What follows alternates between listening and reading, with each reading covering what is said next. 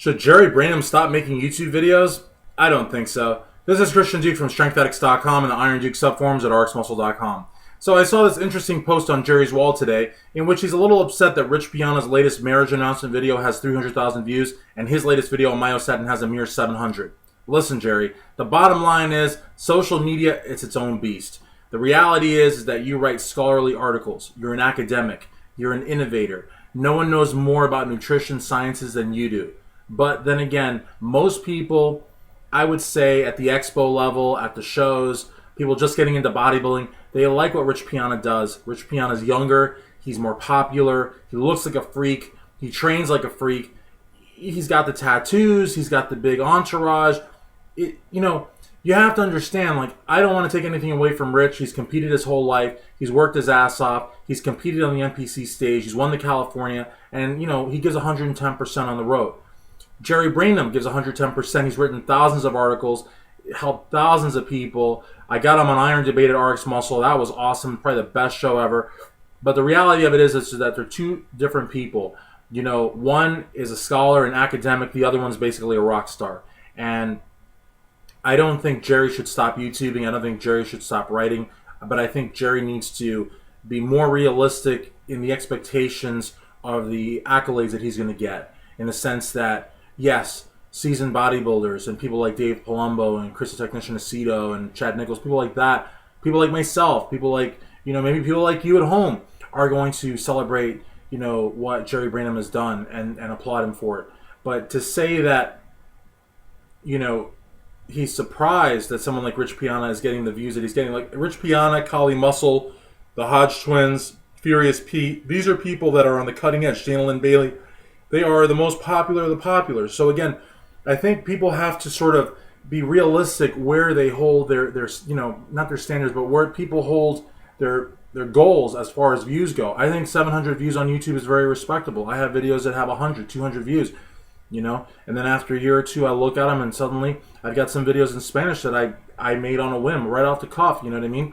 And when I made them, they had 200-300 views. I made one on growth hormone. I made one on just water and hydration, and they had 200-300 views. Now I go back and I look at those videos. The GH one's got over 100,000 views. The water one's got I think 75 or 80,000 views. And that's how YouTube works. I mean, half the time you don't really know what's going on, you know what I mean?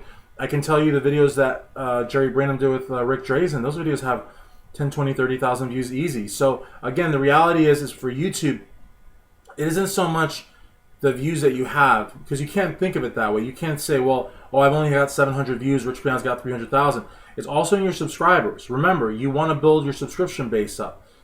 I'm guilty of this myself. A lot of my videos, I don't put a subscription tag. I don't say subscribe. I don't say that, because I'm just too lazy, and I'm just like, or I'm just doing too many things at once, So Jerry needs to understand, I think, and a lot of people need to understand, and I need to understand that, it's not just the number of views that you have, but it's the subscriptions that you have. It's also how many people like you or put your stuff up. Like, for example, Rick Drazen's Rick's Corner appears on RxMuscle.com. It appears at Muscle Sport Mag. It may appear at other websites. It may appear at bodybuilding.com because, he works with them or whatever, and so they allow him to embed his videos on their pages. I don't know if Jerry Brainum's got that. You know what I mean? I know that I don't have that because no one likes me. You know what I mean? But every once in a while, Muscle Sport Mag will put up one of my videos, and that's fine. I also have Facebook, which doesn't allow you to reach as many people as before because they're publicly traded and they're greedy sons of bitches. But the reality is that you just have to build your readership. You have to build your fan base. Now, to someone like Jerry Brainum, this would be quite an insult to say you have to build your readership because he's only been around 50 years, But he's been around 50 years writing for magazines, not for himself on websites. And so, you may be, like a Lyman Dolly where everyone knows you from the magazines, but when you come on the internet, you've got to almost start from scratch. I'm not saying that your previous work doesn't mean anything. I'm just saying that you have to build that fan base again and let people know, hey, I'm the guy that wrote these 5,000 articles that or in Lyman's case, hey, I'm the guy that drew all the pictures that inspired you for 30 years. So you've got to do that. And I think it's same thing with a lot of rock bands when they leave major labels. I mean, they still are known by millions of people, but they've got to get their licensing out and their distribution out and their packaging. They got to do it all themselves. So I think a lot of people that used to be with big magazines are running into a little bit of trouble when they're doing it for themselves online, because while the internet does afford people a lot of opportunities, you have to work your ass off as well. And I think Jerry's doing a great job. I think Applied Metabolics is a great page, and I think that his appearance at Iron Debate was great. But again, I just don't ever see him reaching the level of a Rich Piana in terms of hits or views or clicks or whatever, because again, Rich Piana is, appealing to the mainstream. He's got the tats, he's got the physique, he knows the lingo, he's at the expos, he's taking the pictures and doing the autographs and all these other things, and I just don't think that, Jerry's really giving himself an honest chance here, and I really don't want to see him ever leave YouTube or social media. And once Jerry's established and Jerry's getting the kind of views that he should be getting, he's going to be getting, 40, 50, 60,000 views a video easy.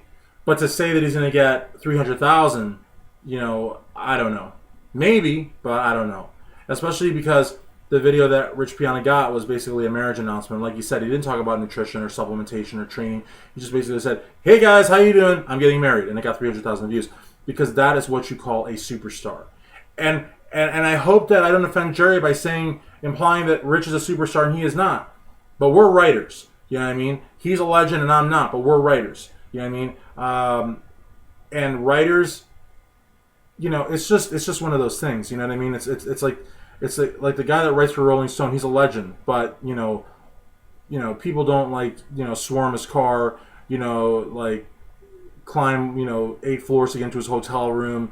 They don't start fanning themselves and crying when they see him. I mean, he's a writer for Rolling Stone and he's a god of a writer, but he's not the rock star. And I think that's sort of the take-home message for Jerry and for other writers like myself and like himself, is that we are the backbone of the industry, but we're not the superstars.